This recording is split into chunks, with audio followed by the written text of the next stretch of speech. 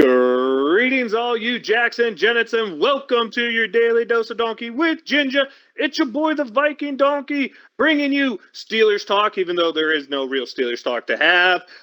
Playoff edition, so we will talk about the games that happened last week. I have a fun fact about the Steelers to start before we get into the picks, but we're joined by Lasker's. Lasker's exciting wild card weekend. Any game that really was your favorite, let's say? Probably the Jags game. That was an amazing game. You know, they came back. And ended up beating the Chargers. You should never be able to turn the ball over that much and just not win the game. Like, what the heck, LA? I thought Herbert was going to be something other than Phillip Rivers last year, but I'm starting to lose faith. The funny thing is, how'd the Bills win last week? They turned the ball over almost or equal. I'd have to look at the stats, but it was bad. Yeah, they also forced a couple turnovers, not to mention they did. Third-string quarterback on the other side. Unless you're playing San Francisco, seems to make a big difference. But Laskers, I want to lead off with the fun Steeler fact of the week, because I'll try to get one every week going through this. The Steelers, Najee Harris was the NFL leader in a category. And that was, he got stopped 7 times at the 1-yard line on drives in which the Steelers did not score a touchdown. Kind of a unique, interesting thing there, don't you think? Just think about this. How close would we actually have been to being a good team if he made it on those 7 attempts? I'd have to go back and figure out what games those were in, I guess. I'm not asking you to do that because that were ridiculous, but we'd probably be, 11 wins. So who knows? We would have clearly beat the Dolphins. Hopefully one of them was not the Jets game or the Dolphins game. I will say that. Hopefully one of them was not in there. We're going to talk about the Steelers' offense as compared to other offenses by metrics Donkey likes to look at, which doesn't mean points per game. I like to look at a per drive thing. But before we get into that, let's talk about the games and what we saw this weekend. We saw the Cincinnati Bengals play with that little chip on their shoulder and beat the Ravens again. Why does no one ever question John Harbaugh as a coach, or Jim Harbaugh, whichever Harbaugh coach is there as a coach? I mean, clearly the best player on the field that game was J.K. Dobbins. And instead of giving the ball to their running back and just running the wheels off the thing, he only touches the ball 15 times in a game that was close the whole game. And Harbaugh just keeps throwing it with a quarterback who's proven he can't be successful throwing it. Like, Laskers, is it time to start questioning Harbaugh? Oh, yeah, it's definitely time to question. And here's the thing, though. He doesn't know how to handle a person that can run the ball. It's clear. Yeah, he can handle Lamar because Lamar decides to make his own choices to run the ball. But he can't handle... Yeah, he can't handle someone that actually knows how to run the ball. It's definitely the time to start questioning him. I remember the year they were ultra successful was the year they were running the ball like 75% of the time and teams couldn't stop them. Let's get into the next game. Lasker's backyard. We got Buffalo eking out a victory against Miami with Skylar Thompson starting at quarterback. I mean, the questions I've had before is Josh Allen seems to be pressing or doing something. He's turning the ball over a lot. But more importantly, the one thing I want to point out in this game is it's 4th and 1. How in the hell does a rookie head coach not get that play call in time? Like, that was pathetic coaching by Miami that cost them that game. You have 4th and 1, and you don't even break the huddle till 3 seconds are left on the play clock. Laskers, what the heck? He's too inexperienced. I mean, it's not, and I'll actually defend the coach on this a little bit, not much. Is that the coach or is that the players that, they heard the call and then they're like, I can answer. It's 10,000% the coach, because he had to change the play last second because apparently someone in his headset told him they got the first down when clearly they didn't. Clearly every sign was saying 4th down. The coach even admitted he thought he had a first down. He didn't. So they tried to change the call, which keeps them in the thing later, and then you get to play a game. I mean, now let's get to the most exciting AFC game. The Jaguars turned the ball over, 100 times in the first half? The second quarterback to turn the ball over or have 4 interceptions and 4 touchdowns in a game, joining Ben Roethlisberger, becomes Trevor Lawrence. But Laskers, there's a big difference. The Jaguars overcome a 27-point deficit against the Chargers, and the most impressive thing to me, they didn't even cause a single turnover. They did it while they were like -5, -6 in the turnover margin. Didn't cause turnovers in the second half, but make a 27-point comeback, Laskers. The Chargers head coach needs to be fired immediately. That was embarrassing. I mean, that was embarrassing. It's okay. They fired their defensive head coach, fired all their offensive coaches because they only put up 31 points. Yeah, the Jaguars put up 31, but that's just right. It was 31 to 30. Yeah, that's just bad. I don't remember. Yeah, it was 30-31. That's just bad. I mean, congrats to the Jaguars though for that amazing comeback without getting the turnovers.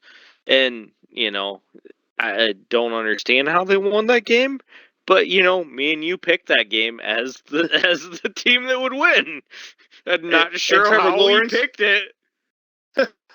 Trevor Lawrence, the baller he is, decides to go to Waffle House after the game. I mean, clutch. Nothing to say other than absolutely clutch there. I mean, that was. Yeah, I'm not sure definitely why a fun, exciting Waffle House. I would have picked somewhere better, but Don't you mess with Trevor Lawrence. He is a baller. So we get into what other games we had. We had some NFC games going on. We had probably the only boring playoff game. The Cowboys just decimating the Tampa Bay Buccaneers. And the Tampa Bay Buccaneers, with all the offensive talent they allegedly had, Tom Brady looked like a 45-year-old Laskers. He did not look capable of getting the job done in that game. Oh, no, that looked bad. It's the only game I think me and you both missed. Because I think we got every other game right, and Brady didn't look good. But the thing I'm going to say is, I don't think Brady's done. I think he's going to continue to play. And I don't fully understand it, but I get it because he has been so good. And I think the biggest problem with the Buccaneers is they have no run game. That's true. If Brady's going somewhere to be a game manager, I think he can be a decent quarterback. I think he could fit in that somewhere between 13 and 25 range. So I will say I think Brady probably is still an NFL starter, but watching that game, he is no longer the Tom Brady who can carry a team to a Super Bowl.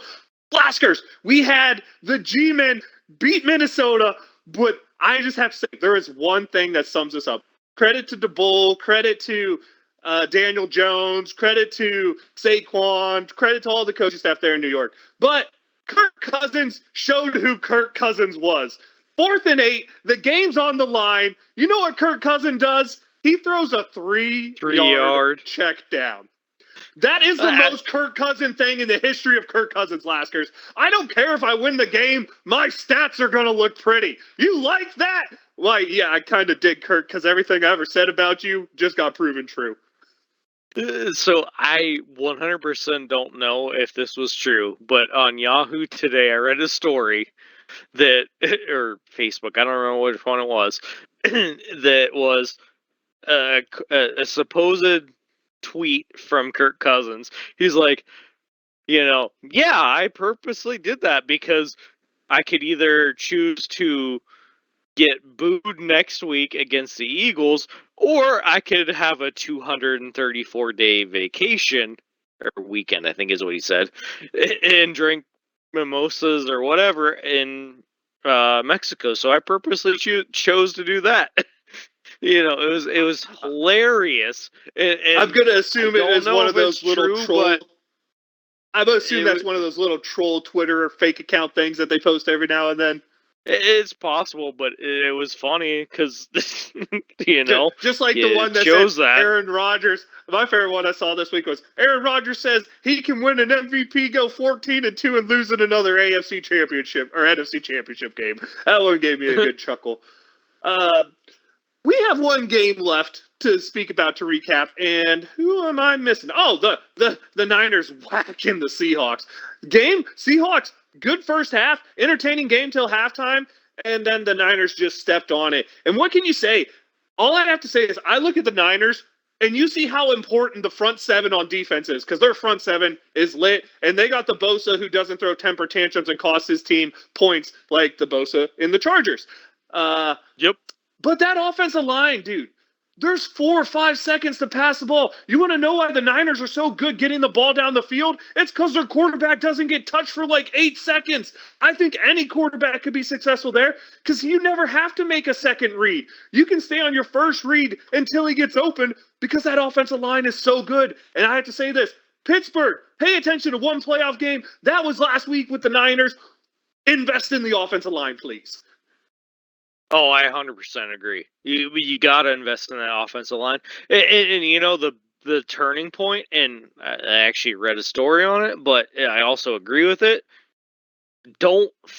And sorry for my French, don't fuck with our players. So the Niners turned it around when the Seahawks had that dirty play of trying to turn Deebo Samuel's ankle. That's the worst play I've ever seen, and they 100% tried to turn his ankle because he's had ankle problems. They did, there's no doubt about that, but that line just gave Purdy all day to pass. Agree. The first half, you could see the nerves out of Brock Purdy. The second half, it was like the nerves calmed a little bit, and having that much time to pass is... Man, that'd be nice, is all I have to say. So, Laskers, any closing thought on Wild Card Weekend before we get into what Steelers talk we're going to do before we get into picking the divisional round this week? Any closing thoughts on Wild Card Weekend? Oh, yeah. I think the divisional round was probably the best playoffs we've seen in a long time. I mean, I actually enjoyed every game this past weekend, minus the Cowboys and Buccaneers. And, you know, we both screwed up on that game. It was a good wild card series. You know, every game was close. It was what we wanted to see. That's my closing thoughts. Awesome. Masters, I want to break down some unnormally not mentioned facts that go along with offenses. So I wanted to compare the Pittsburgh Steelers to the best scoring offense in the league, Kansas City. One team in the middle of the pack. It just happened to be Green Bay at 15, so I decided to use them. And the worst offense in the league, the Denver Broncos, in terms of scoring per game. So, but the things I want to look at was scoring percentage. So this is the amount of drives that end in points. Kansas City scored on 46% of their drives. That's the best in the league, right? Well, here's the fun thing. Green Bay scored on 36% of the drive. They're 16th. Pittsburgh was above Green Bay in scoring percentage at 37% they were below them at 35% for the year. But Kenny Pickett, through his starts, scored 37% of the time. More specifically, 43% of the time when he was a starter, or after the bye week when he was the starter. That means we would have had a top 10 in terms of scoring percent team. And if you want to know, the Broncos scored 28% of their drives, which was 31st, almost dead last. So in scoring percentage, the Steelers actually on the season were 19th in the league. That's not bad. And they were even better when you consider Kenny Pickett in there. They were a top half of the league team in that. Now, I'm going to back that up by saying the next stat is the one the Steelers really need to focus on improving next year. Red zone percentage. Kansas City, 69% of the time scored a touchdown. That's second best in the league. Green Bay, middle of the pack, 52% of the time. That's good for 24th in the league. Pittsburgh at 52% is good for 23 in the league. So we're kind of a middle of the pack team in red zone. If we can bump that up, that's going to bump up the scoring, and that's going to look good. And Denver, if anyone's curious, 55% scoring, actually. They were 14th in the league in red zone percentage. So the Broncos could put it in there. I guess they just never got to the red zone, Laskers. Yeah, so definitely what it sounds like. Two more quick ones here is points per possession. So not points per game. It's how many points do you average per drive. The Chiefs, best in the league, obviously, 2.7 points per possession. That is nuts. As you know, I say the standard should be 2. The Packers, and the reason I say that is because 2 is middle of the pack. If you don't believe me, listen to this. At 1.97 points per possession, the Packers were 15th in the league. Wow. The Broncos at 1.44 were 30th. The Steelers came in at 1.68, which is 23rd. But Kenny Pickett was 1.71 in games, all games he started. But after the bye week, Kenny Pickett and the Steelers averaged 2.01 points per game. They were right at my average mark. I guess what I'm trying to point out here, Laskers, is everyone wants to knock the Steelers' offense because we were a bottom 10 in overall numbers. But when you look at where the Steelers rank, and that's including the 5 yards of play, which is like just about 20th, the Steelers were actually more middle of the pack than bottom of the pack. And if you're curious, the Steelers at 6.5 had the most plays per drive of any team in football, which kind of showcases the fact that even when we were successful, it was difficult. But is that something to build on here? I mean, maybe this offense, when you break it down to an actual per possession thing, maybe this offense wasn't as bad as we thought it was. Outside of red zone production, we sucked there. No, I 100% agree. Just think if those 7 missed 1 yard touchdown opportunities for Najee happen, we'd be 64% conversion if we do that. We'd be a top 10, 5th in the league. Yeah, we'd be so good, and a lot of that falls on the offensive line. I'm gonna fault Najee for some of it, but we need a better offensive line, and that's 100% what we need to do. I hear you on that, but I think that's more on the running back because when you get to the red zone, there's a certain ability to score touchdowns. Le'Veon Bell, James Conner had that ability. It's that red zone tenacity where, and I think Najee can grow from this. I think the Baltimore game, he started to show that he realized it. He started looking for contact and to push forward. Whereas early in the year, and we've seen it in games where he's fumbled because he tries to jump over the top, too many times he tries to avoid the contact. In those areas, you're not going to avoid the contact. You have to initiate the contact, though. Yep, I think that's where the Steelers can gain the biggest there. But I just thought it was fun to look at that. I mean, if you want to look at our per rush, we were 25th in the league at 4 yards per rush. Passing yards, we were 25th in the league in that too, on average passing yards per attempt. Well, net passing yards per attempt, because it also takes sacks into consideration. Because I'm sorry, I hate when people quote me stats for a football team and they're like, well, look how much better they are at passing the ball. Bro, if you don't take into account their sacks, then you don't really take into account their whole passing game, because that's a part of it. But I wanted to do a breakdown of the offense this week. I wanted to look at some numbers that are underlying that I feel, and I don't know, Laskers, tell me how you feel about this, but I feel the per drive or per play perspective is more important than the what total did you put up, right? Oh, I agree. I mean, it all matters on the per drive because you can have a game where you freaking blow out the opponent and you're going to get these really great stats. And the per drive is going to show difference in that. So I agree. Well, my bigger thing is, let's say this, because this was a year, let's go back to the year I think Baltimore had a better offense than Kansas City. Kansas City, points per game were about 8 points better than Baltimore because they averaged 13 drives a game. Baltimore was a ball-controlling offense that averaged 8 less points per game than Kansas City, but on points per possession, they averaged almost a full point more per possession than the Chiefs did because Baltimore only averaged 9 possessions a game because they ran this time-controlling offense. And when you run that, I know people want to see the 30 points, all of this, but if it takes you 13 drives to get the 30 points, that means your opponent has 13 drives to score points. Whereas if it takes you 7 drives to get to 21 points, then your opponent only has 7 drives to play. And the way things are, where everyone looks at these huge stats, I wish it was just breaking down more to per possession, because an offense shouldn't get punished because they don't touch the ball as much as another offense when you're comparing them. That's my opinion why I think per drive and per play averages are better to look at than per game, I guess. I agree with that 100%. I mean, a team that can control the clock so that the other team only has 7 drives, that makes a big difference. Yeah, it certainly does. When you have 7 drives and you score on all 7 drives, that's going to make a big difference. It certainly is. The other fun thing I didn't point out, I thought the Steelers did pretty good of it and got even better under Kenny Pickett, because Pickett averaged 31.7 yards per drive, as the Steelers averaged 31 yards a drive. through the season with either quarterback in. That ranks 17th in the league. So we're showing we are able to get yards every drive. We're able to move the ball. Clearly, this red zone offense needs to improve. And I'm going to give you a number, Laskers, that really needs to improve. 12. That is the amount of touchdowns the Pittsburgh Steelers threw. That ranks dead last. But I'm going to tell you something else that's really fun. I also believe that's the amount of Trevor Lawrence touchdowns he had last year for Jacksonville.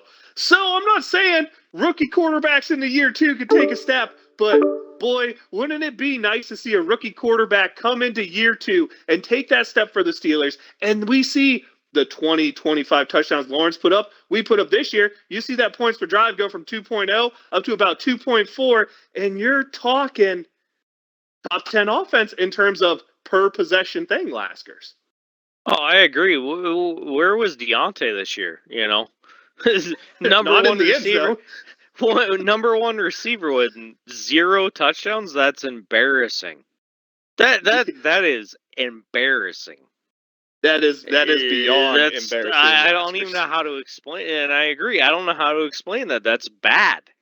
You can't have a number one receiver when you have 12 touchdowns that doesn't have a single touchdown. Yeah, and it's not like he didn't have a few opportunities to put them in the basket. He just never came away with them. Base case, as Zoidy likes to call him, just had a hard time holding on to the ball when he was in the end zone. Laskers, any closing thoughts on the way the Steelers' offense looked this season in these fun stats, or anything you want to point out about the Steelers' offense this year?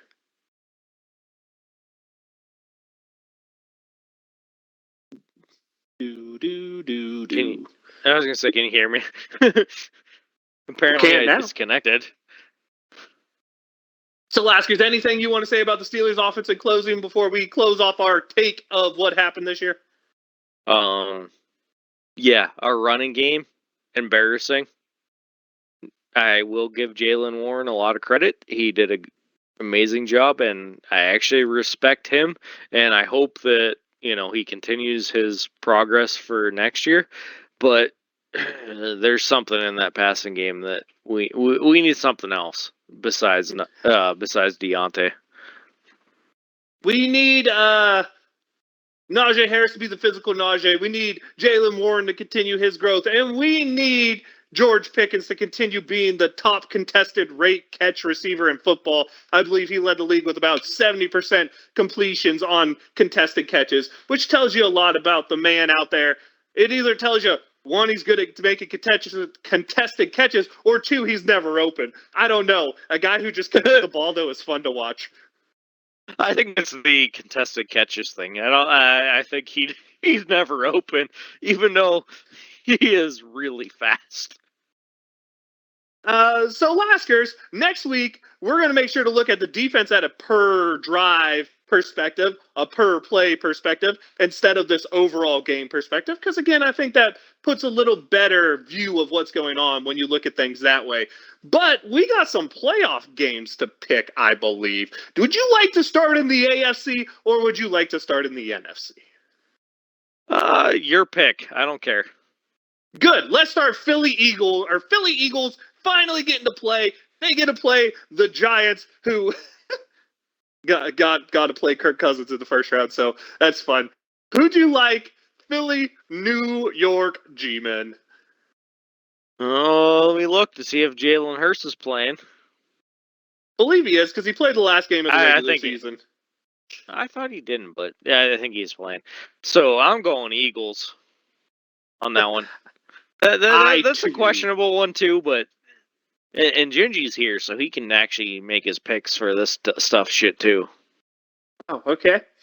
I too like the Eagles, and I guess we'll ask Gingy who he likes. Give me the G-Men. Gingy's got to make up picks. Let's get on. We have the San Francisco 49ers hosting the Dallas Cowboys. That's correct, I believe. So, yes, it is. Do we believe in Brock Purdy, Laskers?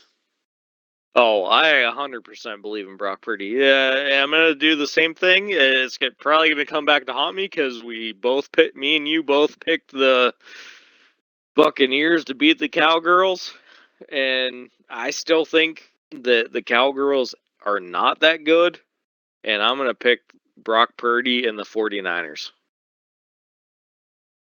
Gingy, who you got? Give me Niners. Still on track for the Super Bowl, baby. I like the Dallas Cowboys in this game. They have a lot better pass rush than Seattle. And like I said, if you watch that game, Brock Purdy had all day. I don't think he's going to get all day against the pass rush there in Dallas. He ain't getting all day, that's for sure. I think that makes a difference. And the teams who have had the most success against the Niners are teams that are able to run the ball. That's what Seattle did effectively in the first half. They started falling behind. They had to throw the ball more. I don't think Dallas gets away from the run game, and I think they pull this one off. That means we have the AFC to talk about. We have some fun games going up here. I'm going to leave the Cincy game for last because I got some things I want to say about that one. We got Buffalo. Oh, you got to leave it for it. Oh, wait, not Buffalo. We got Kansas City against Jacksonville going out there. Coming off a bye week, Andy Reid. Any reason not to take the Chiefs, Laskers? No. There's no question not to take the Chiefs on this one. I hope Trevor Lawrence and the Jaguars can actually put up a good game. I'm hoping all of these games are close. Just give us something that we want to see. Yes, for sure. Entertaining football is fun. I, too, like the Chiefs. Gingy, who you like in this game? Give me the Chiefs, but it will be entertaining football. I don't know if after last weekend, I don't know if I see any major blowouts. That leaves us with the most slighted team. Not to mention Jacksonville should feel slighted here, but the most slighted team in football, the Cincinnati Bengals, who somehow have to watch the Chiefs and Buffalo Bills sell tickets to a neutral site AFC Championship game. That for some reason, the Cincinnati Bengals don't get to have a neutral site game, even though if they would have beat Buffalo in the game that got canceled, they would have been the higher seed. They have to go to Buffalo. They have to feel slighted out of their minds. And they get to know that the NFL clearly doesn't want them in the championship game. Laskers, tell me every time I see a flag against the Bengals that I shouldn't feel this game is rigged. And I became more of a Buffalo fan over the last few years because I live here, in the area. And I think the Bengals should be extremely pissed that was the most unfair thing that the NFL could have done. And I don't agree with it at all. And so my Madden game just ended. The Bills win 20-17. I'm not picking that. I'm picking the Bengals to win this game because they are going to be pissed. And I got a quick shout out that's not really a shout out is anyone who is bitching about that hit from T. Higgins, you need to stop. There's no reason to bitch about that. He made a football play. He can't. There's nothing else he could do, and you gotta listen to what DeMar Hamlin said. He has no disrespect for what T. Higgins did, and the disrespect that's out there right now is just terrible. But yeah, Bengals are gonna win this game. JG, who you like? Compelling speech, Laskers, but you got to give me them Billy boys. Josh Allen, long and strong, baby. Give me Joe Cool, because until you can prove that someone in the AFC can beat him in the playoffs, he's much like Tom Brady. I'm going to keep picking him. That roster around him's too good. Josh Allen's been sloppy with the ball this year. Bengals are a super opportunistic team, a team playing on edge, a team that, let's be honest, the quarter-ish we got of that game looked unstoppable against the Bills. Let's just be blatantly obvious here. I got to take the Bengals there. I guess that means, Laskers, do we have closing thoughts before we get to shout-outs? No, I mean, Thank you, Tom Brady, for your amazing career, but I'm pretty sure you're going to be back next year. Raiders. Gingy, any closing thoughts? Tennessee. Oh wait, Lasker's still on it. Go Laskers. Tennessee. No, I'm just responding to what you said. Tennessee. Oh, Tennessee. Oh, I don't think he wants to go to a team that has no receivers, but we'll see. Gingy. Nah, nothing crazy here. I'll tell you what, though, Donkey, you keep track of them unforced errors from this number one wide receiver. I'd like to hear more talk about that. I'm currently working on trying to figure out what Kenny Pickett's stats are going to look like if he takes the average year 2 jump that first-round picks have taken in the past 5 years. Currently working on that. The biggest thing is Deontay going to be his number 1? That's the biggest thing. We'll have Jordan Addison on the field for him. Do the Joe Burrow, Jamar Chase type of first-round draft pick that no one sees coming. What a homer. If I was a real homer, I'd be pissed at Jordan Addison for transferring to USC. Just putting it out there, Gingy. Alaskers, let's start with a shout-out with you. So I already told you what my shout-out was, and I think you're going to agree with it. Hey, welcome back, McCutcheon. Even though I'm not as big of a Pirates fan as I once was, welcome back. I still am a Pirates fan, and I'm glad that you're back, because when you left, that was that hurt. Gingy. True. Gingy, shout out. Shout out. Jacksonville Jaguars winning a playoff game, coming out of nowhere. Very, very true. My shout out also comes from the same game as Gingy's. Mine has to be Trevor Lawrence. How in the world do you rebound from throwing 4 interceptions, putting your team down 27 points, to just being like, whatever, bro, watch this. Sunshine! I would say I'm not going to bet against you this week, but we already heard me do so. I'm sorry. You don't have any more Remember the Titans magic in you for this week. That's all I have. I guess it's time to let you know I'm the Viking Donkey. That's Viking_Donkey on Twitch and Twitter. Your daily dose of Donkey with Ginger's YouTube channel where you can like, comment, follow, leave. Well, actually, I meant to say subscribe earlier instead of comment, because you can leave us a comment to let us know what you like. Let me know if there's any stat you'd like me to dig into, any cool number. Look at things a little differently, because that's what the idea here is, to get to change your perspective from what the big analyst wants you to see to what really makes a team win. Because that's what I like to do. I'll send it to Laskers. I'm Laskers everywhere, and you can find me on Instagram, Twitter. I don't really post on either of them, but you can follow me, and maybe occasionally you can see me post something. Otherwise, other than that, you can go over the Gingy. Mutant Gingy in the house. Too many games. Too much football. Oh my goodness, people. Wild card weekend was a wild one. Heading into the divisional round, baby. Let's go. Let's get them fired up. Here we go.